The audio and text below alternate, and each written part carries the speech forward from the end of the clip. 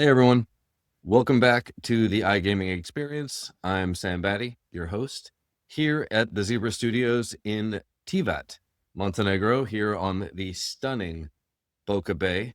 Look it up if you've never heard of Boca Bay, but it's one of the most beautiful places in the world. But today I'm not here to talk to you about UNESCO protected bays. I'm here to talk to you about the different types of casino games that you would find on an iGaming platform. So this is some very 101 basic stuff here, but definitely worth breaking down so that if you're new to the industry, or even if you've been in the industry for a long time, these are categories and concepts that you should understand. Right. And, you know, as I've said many times, this podcast is aimed at absolute beginners. So I'm also going to give you a couple of key definitions that should answer some of the questions that you might already have about casino games. So we're going to talk about a few major categories: slots, table games, live casino, specialty games, which includes crash games, and a little bit of an outlier, poker. And along the way, I'm going to define three very important concepts: RNG, aggregators, and RGS. So if you don't know what those things are, or even if you do, stick around because I'll get to those in about 5 or 10 minutes. Okay, let's start with a quick mental model. A casino is not one thing. A casino is basically a bundle of different products that share some characteristics. Different games are designed for different moods. Some players want a slow social experience. Some want a fast hit of entertainment, get that dopamine in. And some want that feeling that skill matters, right? They want to have some influence on the outcome, aside from just pressing a button. And then on the flip side, there's some that just want a big flashy moment with a bunch of stars and fruit and bells going off and some excitement every now and then. That's why there are different categories. Players' interests are extremely diverse, just like in any industry. So your casino offering needs to match that if you want to capture as many players as possible. All right. So now let's break down the 5 big types of casino games that I just mentioned, right? So number 1, slots. Slots are the biggest category in online casino by far. And modern slots are not machines like in the old school sense where you see someone pulling an arm and seeing the dial spin around and different values pop up on the spinners. But there are a lot of similarities, right? What you're looking at in iGaming when it comes to slots is software. They're basically video games with math underneath. Okay. For money. So when you scroll through a casino lobby and you see hundreds of different themes, that's not normally the casino itself that's being creative. That's dozens of different game studios providing content like Netflix, right? You see themes, you see bonus rounds, you'll see free spins, you'll see jackpots. And the reason slots keep people's attention is that they have pacing. Okay, this is a key concept. Most spins are small outcomes. Some spins will trigger a feature. It's something else included in the game, some sort of Easter egg. Occasionally, you will get one of those big moments. And that rhythm is not accidental. It's completely designed. And all of it is built on essentially one core concept, RNG. Now, if you've listened to the iGaming 101 episode I did on industry jargon and terms, then you'll know what RNG is. But if you don't, RNG stands for random number generator. Okay, I'm going to define RNG properly in a minute, but I want you to understand something now. Slots are entertainment first. Okay. It's about music. It's about visuals and features. And that feeling to the player that maybe this next spin is the one that hits. Right? You want to keep that tension, keep that feeling of anything could happen. One other idea you'll hear about a lot within slots is volatility. So that ties into what I was just talking about. So I'll just break it down a little bit. Low volatility generally means more frequent, but small wins. It feels steadier, a little bit more predictable.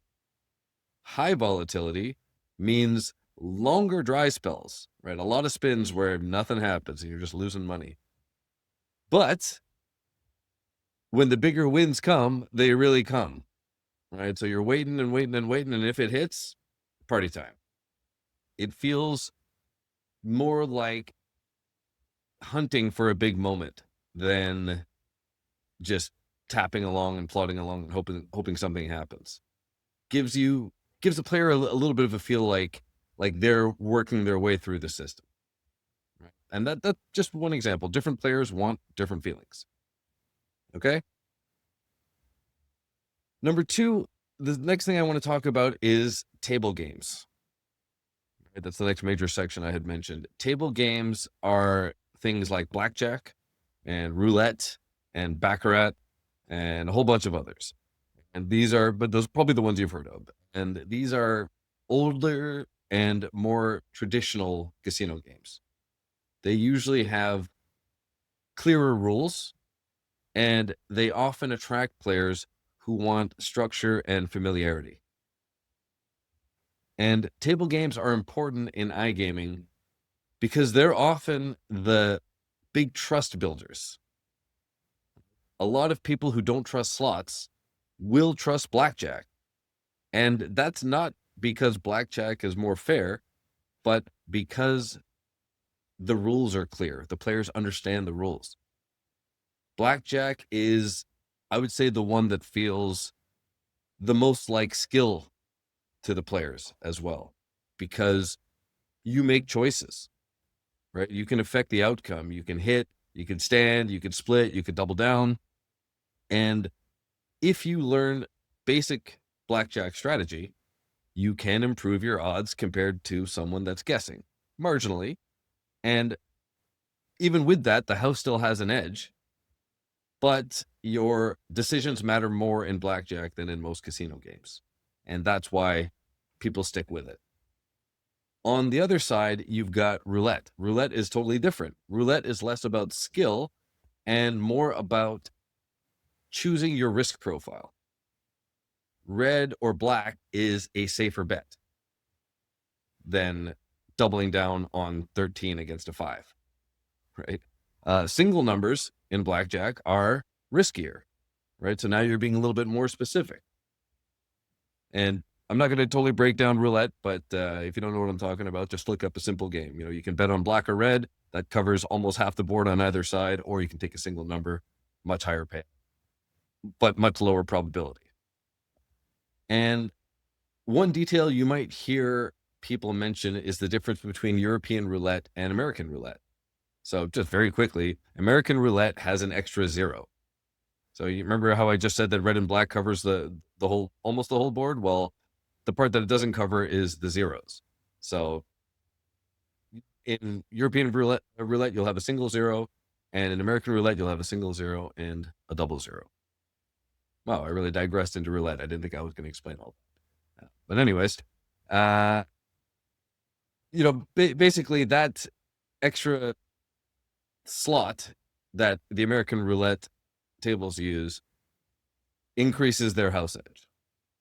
Simple as that. More chances for the house to win. Baccarat, on the other hand, it's different than these two in that it's a little bit less mainstream, at least in North America, and it looks intimidating, but it's actually super simple. There's basically 3 spots you can bet on: player, banker, or tie. And one of those 2 spots wins, or if there's a tie, then at most tables that pays 8-1. But if you're on banker or player and there's a tie, then nothing happens. You just get your money back. It's a push, right? And baccarat is really popular because you get quicker hits. It's fast, it's clean, and it feels higher stake even when you're betting small amounts. So that's a little overview of table games. There's tons of other ones, but that'll give you the idea. This is basically the more traditional ones that you would find in an actual casino. Right. Now, the third section that I had mentioned of games is live casino. And it's a good follow on from table games because live casino is basically table games, but streamed from a studio. So you've got real dealers, you've got real cards, you've got real roulette wheels, and that human energy really changes the whole product and captures a whole other audience that might never want to bet on a fully digital table game. Right? Online casino, right? Playing online, it can feel isolated. A lot of people go to real life casinos, not just because they want to gamble, but for the camaraderie to see the other people around them. And live casino, to an extent, it brings back that feeling that you're at a table with other people, right? You've got pacing, you've got conversation, right? There's live chat built into these games. And you've even got the live dealer sometimes reacting to the live chat and talking to the screen and having a conversation, right? And then on top of that, you've got the familiarity of the ritual of the dealer dealing physical cards. And for a lot of players, that's the difference between feeling like they're playing in an app or online versus playing in a actual casino. Now, live casino properly exploded into game shows over the last few years. So it's not just the traditional games that you'll see in a casino. There's a whole bunch of fantastic ones out there that are absolutely wild with spinning wheels and bells and whistles and lightning shooting out. I would say the bigger ones to mention would be Crazy Time. That was the big one, especially a couple of years back. You got Monopoly Live, you got Dreamcatcher, you've got Deal or No Deal. One of my personal favorites, actually. I lived in the UK for a long time, and Deal or No Deal was kind of an institution over there. So I actually do enjoy playing it both live and the digital versions that they have on the different iGaming platforms that I get my entertainment on. And so these game show type games, these are casino games that are designed just like entertainment TV. It's fantastic, really. There's big moments, there's bright visuals, there's bonus rounds, and they're kind of built to create those moments where you would think to yourself, wow, did you see that? Did anyone see that? That was unbelievable, right? They are super fun. Oh, another one I should mention too is Lightning Roulette. I believe that's put out by Evolution. There's a digital version and a live version as well. And very exciting game if you're into roulette at all, certainly worth taking a look at. And they've even got spin-offs like Lightning Blackjack and I think maybe Lightning Baccarat. I'm not sure. All right, next section. And this is a big one. Specialty and instant win games / crash games. Okay, this bucket is a mix, and this will be a lot of things that you've heard of. So virtual scratch cards or playing Keno or bingo style games, right? Those are sort of the staples. But now you've got newer format games that are referred to as crash games. Okay, and the distinction here is that these often feel simpler and they feel faster and they feel more like mobile games with gambling mechanics attached rather than you just, playing a slot. A good way to think about specialty games and crash games is that they're designed for short sessions, right? You open the app or the browser and you play for a couple minutes, you get a bunch of dopamine hits, then you move on. Right now, crash games are a great example, and they're worth a quick extra minute because they really did burst onto the scene in the last few years. If you've ever attended any iGaming conference, you cannot miss the Aviator booth done by Scribe. Now, Aviator was the big game that kind of I think a lot of people would say birthed this genre of casino games. if you've spent any time around a modern online casino, you've probably seen it. The little plane, there's a multiplier that's climbing as the plane climbs, and that moment where everyone is deciding, do I cash out now or do I risk it for a bigger multiplier? So here's how crash games work in very plain English. You place a bet, a multiplier rises, and you can cash out at any time. If you cash out before the game, quote unquote, crashes, you win your bet times that multiplier. If you don't cash out in time, you lose. And there's a few reasons why crash games became so popular, but I think one of the main ones is the simplicity. They're just not complicated. It's the opposite of complicated. They're simple, they're fast, they create real tension. And another key element is that they feel social because you often see other players cashing out in real time. Like, for example, in Aviator, you've got a plane that's going higher and higher and higher. And when other players that have also bet on that plane cash out, in Aviator, I think it's like a little parachute guy. You see people basically jumping off the plane. And, you know, the longer that you hold on, your risk goes up exponentially, but your rewards could also go up exponentially. And that mix of speed and simplicity and that one more second feeling is exactly why crash games took off so quickly.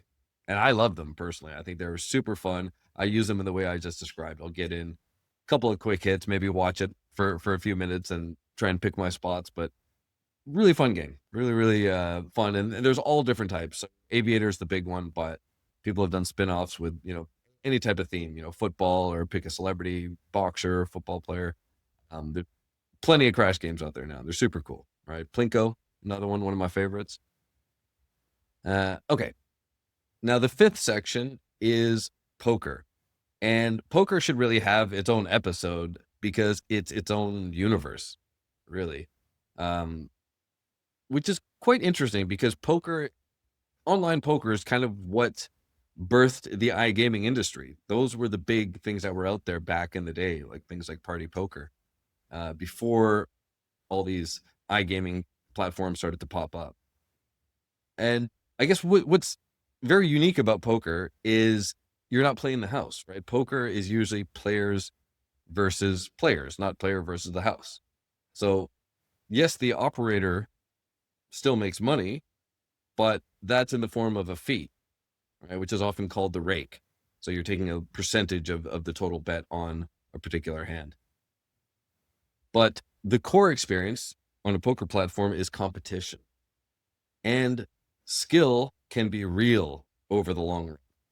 If you've ever played poker against someone who really knew what they were doing, you know what I'm talking about. Now, for beginners, the big mental shift with poker is this. If you're losing, it's not, quote unquote, the game. It might be the other players. That's why poker attracts a different personality, right? You get people who like learning. You get people who like patterns. You get people who like improving over time. And you get people that like to get one over on other people, right? To be the smartest person in the room. And within poker, there's a lot of diversity as well. There's very different formats. You've got cash games and tournaments. You've got sit and goes where you can just pop in and out. Each one has its own vibe. And quite frankly, the platforms that I've worked on have not included poker. It's strangely not considered a core part of an iGaming platform. It's quite rare, actually, I think these days, that a new brand pops up and poker is a part of their platform at all, let alone a significant one. So you might find some table games that represent poker, but to play against other players, not that common. Quite interesting, I think. All right. So that's the 5 major sections, right? Slots, table games, live casino, specialty games, and poker. Now, let's get into the definitions that explain how this stuff actually works behind the scenes. All right. And I said I would come back to it, so let's do it now. what RNG actually means in plain English. Okay. So I said before that RNG stands for random number generator. And that's so important for everyone in the industry to understand random number generators. So you don't have to know exactly how to build them and how they work, but you've got to know that they exist and you've got to know where they're applied. It's just such a fundamental part of this industry. In iGaming, RNG usually, pretty much all the time, refers to the system that produces unpredictable outcomes. Like which symbols are going to show up on a slot spin, or which card comes next in a digital blackjack game, or which number in roulette lands in a digital roulette game. Now, here's the important part. When people hear random, they might imagine some chaos, but it's quite the opposite. In regulated iGaming, RNG is extremely controlled randomness. It is designed to be unpredictable. It's not to be influenced by the player, not to be influenced by the operator, and statistically fair over a large number of rounds. Okay? So how is RNG actually calculated? Let me just break it down. I'm going to keep it beginner friendly as much as I can. The RNG is basically a program that constantly generates numbers. So think of it like this. It's producing a stream of numbers all the time, even when no one's playing. When you press spin or, the deal button, the game takes the next number from that stream. Then it maps that number to an outcome.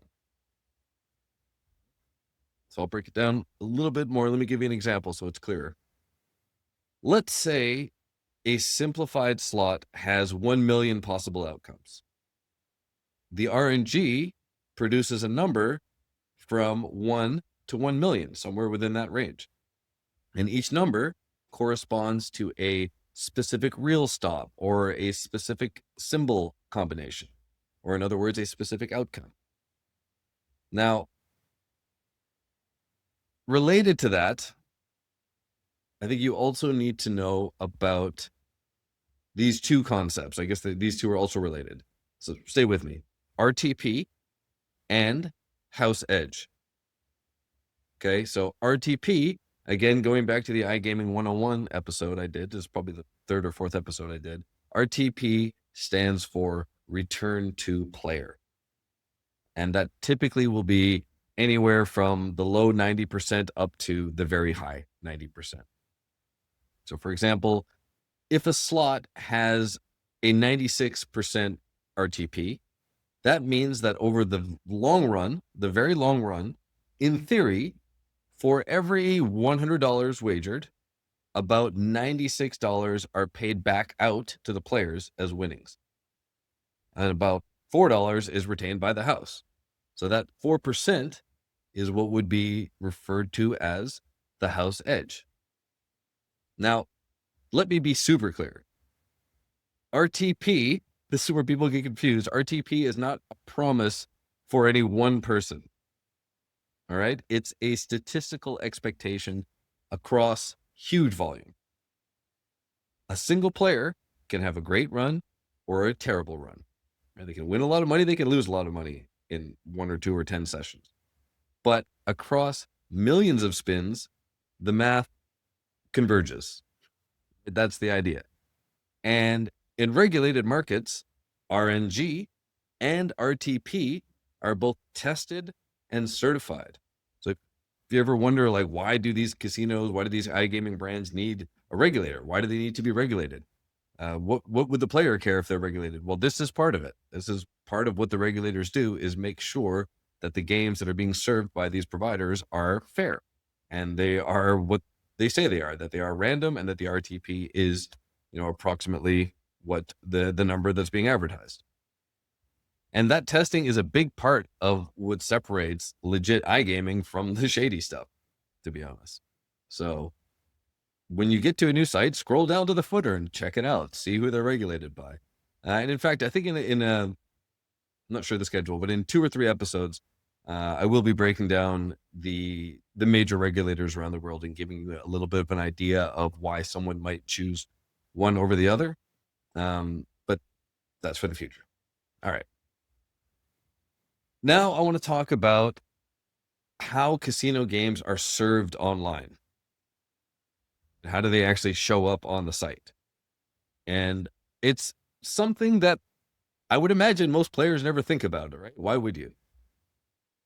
But when you're in the industry, this is something that you need to think about and understand, right? Because, like, when you open a casino, an online casino, and you see 2,000 games, well, and that's a small number, by the way. A lot of casinos will be offering 8 to 10,000. Those games that you see, most of them at least, depending on some very unique situations, those are not built by the casino. Casinos usually get games from game suppliers. And very simply, a game supplier is a company that builds the games. They build the slot. They build the math model behind it. They create the graphics. They code in the bonus features. They build the whole thing, everything that you see. Then an operator, right, meaning the casino brand, offers these games to players via their site. And there are two main ways that connection happens. So number one is through a direct integration. That means that the operator connects directly with the game supplier. So for example, with Evolution, if they go to Evolution and say, I want your games on my site, give me a commercial offer, and then they would have some negotiation, sign a deal, and then work towards integrating it. And they integrate the supplier, the game supplier's API. Okay. And if you remember from a couple of episodes ago with my partner, Strahenia Radman, we broke down integrations in the iGaming industry. And one of the things that came up was API, which stands for Application Programming Interface. Not going to explain it here, but very simply, it's just a way for two different technologies to be able to speak. So in this case, it would be Evolution and the operator's platform. They connect via API and they can exchange data and information, right? Okay, so that's the direct integration. The other way to do it is through an aggregator. So an aggregator is basically a middle layer, let's say. Instead of integrating 50 suppliers one by one, that's going to be a lot of work for your tech team, for your integration team. The operator instead integrates just once with an aggregator. And the aggregator already has integrations with tons and tons of suppliers. So one connection gives you access to a massive catalog, right? This can make it faster to launch a lot of games, but it also means you have a middleman. And so there's always trade-offs there. Your commercial terms are not going to be typically quite as good as if you went direct. And reporting might be a little bit more generic, and you might have a little bit less control over what comes through. So that's a decision for each operator to decide what kind of capacity they have and expertise to deal with those things.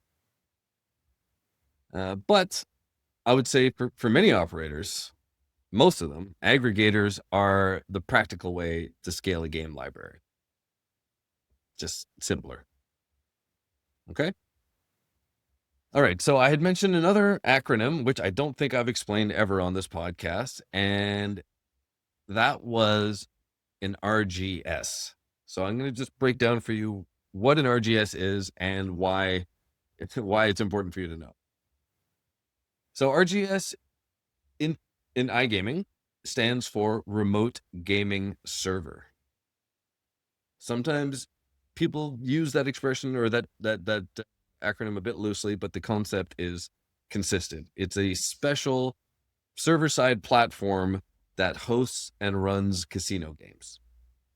So it handles things like game sessions and player bets and game outcomes, right? Debiting and crediting the wallet also gets triggered from there, and reporting as well. So in simple terms, it's the game that you see on the screen is the front end, but the RGS is part of what makes the game work. safely and consistently behind the scenes, right? So if you're an operator or you're building an iGaming product, you can't just upload a game like it's a YouTube video. You need the right infrastructure. And the RGS layer is, I mean, I want to say a big part of that, but it's the major part of it. All right. So let's recap in plain terms, because I think I've hit everything now. Casino games fall into a handful of major categories. I've broken it down into 5: slots, table games, live casino, specialty games, and poker. Most digital casino games use an RNG, which, say it with me, is a random number generator. The RNG produces numbers, those numbers map to outcomes, and over massive volume, the RTP and the house edge show up and become real. Games are usually built by game suppliers, and operators either integrate those suppliers directly or they integrate through an aggregator.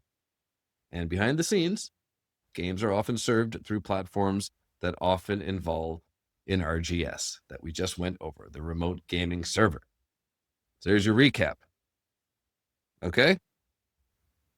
Well, that's it for today. I think I've given you at least a good basic overview of the casino section of an iGaming platform. And there's a lot more to it. And quite frankly, not my area of expertise. So I will probably bring on an expert to go a little bit deeper. A couple of people in mind. It's just a matter of getting them to say yes to sitting down and recording a podcast. But I definitely want to bring on an expert to give you a better idea of how that casino page is laid out, why it's laid out that way, how important it is to place the correct games in the correct spots. And I'm getting, a little bit outside of the focus of this podcast, but just know that there is a lot more to it than just plugging it in and making them available and maybe giving the players some decent search. There's a lot of science and experience and data that informs what you actually see when you show up on the casino page. So I'll bring in an expert for that. We'll break it down. Right. So that's it for today. Thanks for listening to the iGaming Experience. I'm your host, Sam Bhatti, again, here in the Zebra Studios in Tivat, Montenegro. And if this episode helped, I'll tell you what, usually I say don't share this, but if you've got one friend in the industry who is learning or maybe you feel would benefit from this, maybe shoot them a DM and say, hey, check out this podcast. This helped me out. Right. I would appreciate that. Shout out to my listeners internationally. There's quite a few now. At last check, this podcast has been downloaded in more than 30 countries, which is awesome. I mean, the numbers aren't massive, but I love it. Makes me very excited. A lot of people in the United States, California, New Jersey, Washington. I've got a consistent group that's growing in Estonia now. So, if anyone has questions or anything, or they want to start dialogue, I'm here. Holler at me. You can email me, sam@zebrasolutions.me. The big project I work on now is called Bet Hero. You can learn more about that at bethero.gg. It's a very, very cool product, which in fact, I'm going to do a podcast episode on, not just because I'm working on it, but because it is super innovative, super interesting, something new in iGaming, which is quite rare. So I will, maybe I'll try and get our CEO on. Let's see if he'll come and do this. And we can break down Bet Hero and explain that all to you. But once again, thank you all for listening. Much appreciate your patronage, and I will talk to you in the next episode. Ciao.